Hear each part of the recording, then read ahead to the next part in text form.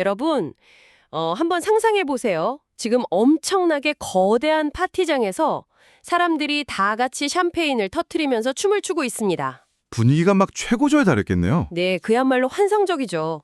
그런데 그 파티장 구석을 가만히 살펴보면요. 가장 똑똑하고 돈이 많은 몇 명은 남몰래 비상구 위치를 확인하고 있단 말이죠. 아, 조용히 자기 가방을 싸고 있는 거군요. 맞습니다. 환영합니다, 여러분. 오늘 2026년 4월 17일 글로벌 금융시장의 모습이 정확히 이렇습니다. 아주 날카로운 비유네요. 모두가 그렇게 취해서 축배를 들고 있을 때 누군가는 반드시 그 다음 날의 숙취라든가 날아올 참고서를 계산하고 있는 법이니까요. 그러니까요. 오늘 우리의 집중 탐구 미션은 바로 이 기묘한 파티장의 이면을 들여다보는 겁니다. 우리 옆에는 오늘자 최신 글로벌 시황 브리핑 리포트를 비롯해서 자료들이 산더미처럼 쌓여 있는데요. 네, 주식부터 원자재, 암호화폐까지 아주 복잡하게 얽혀 있죠. 맞아요. 이 정보의 홍수 속에서 바쁜 여러분의 시간을 아껴드릴 진짜 중요한 알맹이만 쏙쏙 뽑아내는 게 오늘의 목표입니다. 자, 이제 본격적으로 파헤쳐 볼까요? 좋습니다. 일단 파티장 한가운데 가장 시끄럽고 화려한 곳부터 들어가 보죠. 표면적인 열기가 정말 대단하거든요. 대단하다 못해 뜨겁죠. 글로벌 증시는 그야말로 축포를 쏘고 있습니다. 미국 시장부터 보면 S&P 500 지수가 무려 7,040일을 넘었어요. 나스닥도 24,103을 돌파했죠. 이틀 연속 사상 최고치 경신입니다. 아시아랑 유럽도 다 질주 중이잖아요. 일본 니케이 225도 사상 최고치 찍었고 홍콩 항생지수는 1.72%나 급등했어요. 독일 DAX 지수도 무섭습니다.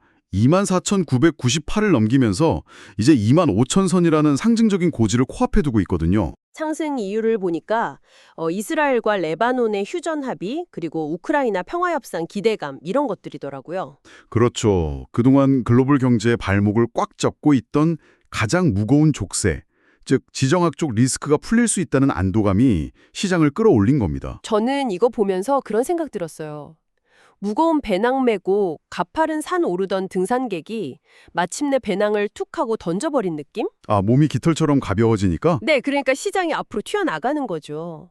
근데요, 제가 자료를 보다가 도저히 이해가 안 가는 모순을 하나 발견했습니다. 어떤 부분이죠? 평화 랠리라면서요. 전쟁 끝날 거라는 기대감인데 왜 유럽 시장에서는 방산주, 그러니까 총이랑 탱크 만드는 기업들 주가가 강세를 보이는 걸까요? 아, 흥미로운 점은 바로 그겁니다.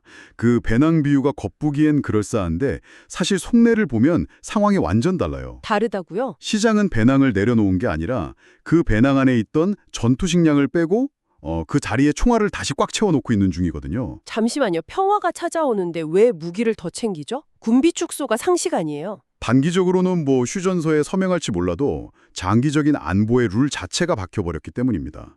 지난 몇 년간 전쟁을 지켜보면서 유럽이 뼈아픈 교훈을 얻었잖아요. 함이나 나토 우산에만 의존하면 안 된다는 그런 거요? 맞습니다. 자기들 국방력이 얼마나 취약한지 철저하게 깨달은 거죠. 그래서 전쟁이 멈춘다고 해도 이제 무기와 방어 시스템은 우리 스스로 직접 가지고 있어야 한다는 자각 논리가 성립된 겁니다. 아, 그러니까 소모전 끝난 건 환호하는데 동시에 각국 정부가 앞다투어서 국방력 재건에 예산을 쏟아 부을 테니까 주식시장이 그걸 선반영하고 있다는 거군요. 바로 그겁니다. 스마트머니는 총성이 먹는 오늘을 보는 게 아니라 각국이 국방 예산을 GDP의 3%, 4%로 늘려야만 하는 내일의 현실에 가격을 매기고 있는 거예요. 와, 소름 돋네요. 파티장 한가운데서 무기 거래를 하고 있었다니. 자, 그럼 유럽이 이렇게 무기 쇼핑에 빠져 있다면 한국 시장은 지금 뭘 하고 있을까요? 코스피 말씀이시죠? 네, 전 세계가 사상 최고치라며 춤추는데 한국 코스피는 오히려 0.8% 하락해서 6,176.13으로 마감했습니다. 코스닥은 0.6% 오르긴 했지만 코스피는 좀 아쉽죠. 6,300선 눈앞에 두고 브레이크가 확 걸렸어요. 남들 다 노는데 왜 한국 혼자 영수증 쳐다보면서 심각해져 있는 겁니까? 코스피 움직임을 이해하려면 한국 시장이 글로벌 경제의 탄광 속 카나리아라는 걸 기억하셔야 합니다. 충격을 제일 먼저 받는다는 뜻인가요? 그렇죠. 지정학적 이슈나 수출입 물가, 환율 변동 충격을 최전선에서 온몸으로 맞잖아요. 휴전 기대감이 있긴 했지만 실제로는 차익 실현 매물이 쏟아졌고 무엇보다 국제유가 급등이라는 치명적인 부담이 컸습니다. 유가 미스터리는 잠시 뒤에 더 파헤쳐 보기로 하고요. 저는 주식시장 내부의 이 차별화 현상이 너무 궁금해요. 우리 청취자 여러분 중에도 기술주 들고 계신 분들 많으실 텐데요. 네, 이번에 종목별 엇갈림이 엄청났죠. 코스피 안에서 삼성 SDI는 6.37%나 껄충 뛰었는데 반도체 대장주인 SK 하이닉스는 2.42% 하락했어요. 글로벌로 봐도 미국 마이크로스트래티지는 폭등하는데 ASML은 떨어졌단 말이죠? 그 지점이 지금 글로벌 자본시장의 아주 중요한 단면입니다. 이걸 그냥 기업 실적이나 업황으로만 풀려고 하면 답이 안 나와요. 그럼 뭘 봐야 하죠? 철저하게 제한된 자금의 이동, 즉 수급 관점에서 보셔야 합니다. 비즈니스 포스트 같은 보도를 종합해보면 최근 SK 하이닉스의 미국 ADR 상장 이슈, 그리고 스페이스X 같은 초대형 혁신 기업들의 자금 흡수 경쟁이 맞물려 있거든요. 여기서 용어 하나만 짧게 짚고 가죠. ADR, 그러니까 주식 예탁 증서가 정확히 뭔가요? 미국 상장되면 달러 들어오니까 좋은 거 아니에요? 쉽게 설명해 드릴게요. 한국에 있는 진짜 주식은 놔두고 그걸 담보로 미국에서 거래할 수 있는 일종의 보관증을 발행하는 겁니다. 기업 입장에선 장기적으로 좋죠. 그런데요? 글로벌 펀드 매니저들 입장을 생각해 보세요. 이 사람들은 신흥국이나 테크에 투자할 수 있는 정해진 예상 파이가 있습니다. 만약 SK 하이닉스가 미국 시장에 매물로 나오면 굳이 시차랑 환율 리스크 감수하면서 한국 코스피에서 살 이유가 없어지네요. 정확합니다. 이제 미국 안방에서 편하게 사면 되지 하면서 기존 한국 시장 자금을 빼버릴 수 있는 거죠. 게다가 스페이스X처럼 어마어마한 돈을 빨아들이는 블랙홀들이 있잖아요. 한정된 돈을 두고 글로벌 기업들끼리 피 튀기는 제로섬 게임을 하는 거군요. 네, 그래서 단기적으로 외국인 자금 이탈을 부추기는 트리거가 된 겁니다. 메커니즘을 뜯어보니까 확 이해가 가네요. 그럼 마이크로스트래티지 급등이랑 ASML 하락이라는 양극화도 같은 맥락인가요? 맞습니다. 이건 내러티브와 현실의 싸움이요. 마이크로 스트래티지는 비트코인이라는 강력한 내러티브를 업고 날아가지만 ASML은 무겁고 거대한 반도체 장비라는 실물 하드웨어를 다루잖아요. 공장 짓고 무역 갈등 겪고 현실적인 제약이 빡빡하죠. 네, 투자자들이 느린 하드웨어 기업에서 돈을 빼서 폭발적인 내러티브 기업으로 확 쏠려가고 있는 겁니다. 시장 인내심이 엄청 짧아졌어요. 여기서부터 진짜 흥미로워지는데요. 주식시장 얘기만 들으면 막 전쟁 끝났고 혁신기업 날아다니는 희망찬 세상 같잖아요. 표면적으로는 그렇죠. 근데 시선을 밖으로 돌려서 채권, 외환, 원자재, 이른바 FICC 시장 데이터를 보면 완전히 딴 세상, 스릴러 영화입니다. 이 현상을 더 큰 그림과 연결해보면 진짜 소름이 돋습니다.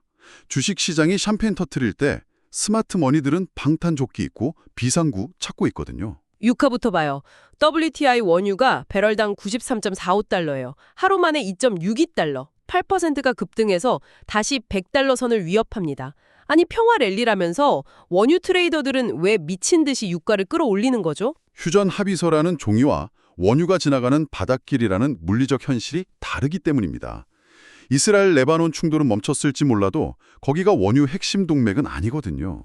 그럼 진짜 뇌관은 따로 있나요? 뉴스 이면을 보면 미국 대통령의 이란전 순조롭게 진행 발언이라던가 태평양까지 번진 이란 봉쇄령, 그리고 무엇보다 호르무즈 해협의 긴장이 아직 펄펄 끓고 있습니다. 전 세계 원유 20%가 지나가는 호르무즈 해협이요. 결국 체스판의 양대 산맥인 미국과 이란 갈등은 여전하다는 거네요. 그렇습니다. 주식 투자자는 휴전이라는 단어에 반응하지만 원자재 트레이더들은 철저히 계산적입니다. 내일 당장 유조선이 호르무즈를 무사히 빠져나올 수 있나? 이 질문에 1%의 불안감만 있어도 바로 원유를 사들여서 폭등시켜버리죠. 앞서 코스피가 혼자 춤 못 추고 영수증 본다고 했잖아요. 그 영수증에 찍힌 제일 무서운 항목이 바로 이 급등하는 유가였군요. 한국은 기름 한 방울 안 나는 수입국이니까요. 근데 FICC 시장의 경고가 유가에서 끝나는 게 아닙니다. 아주 기이한 현상이 하나 더 있죠. 네, 바로 비트코인과 금의 동반 상승. 비트코인이 10만 3천 달러를 돌파했어요. 이건 위로움을 사랑한다는 뜻이잖아요. 극강의 위험 선호 심리죠. 근데 동시에 안전자산의 끝판왕인 금값도 온스당 18달러나 올랐습니다.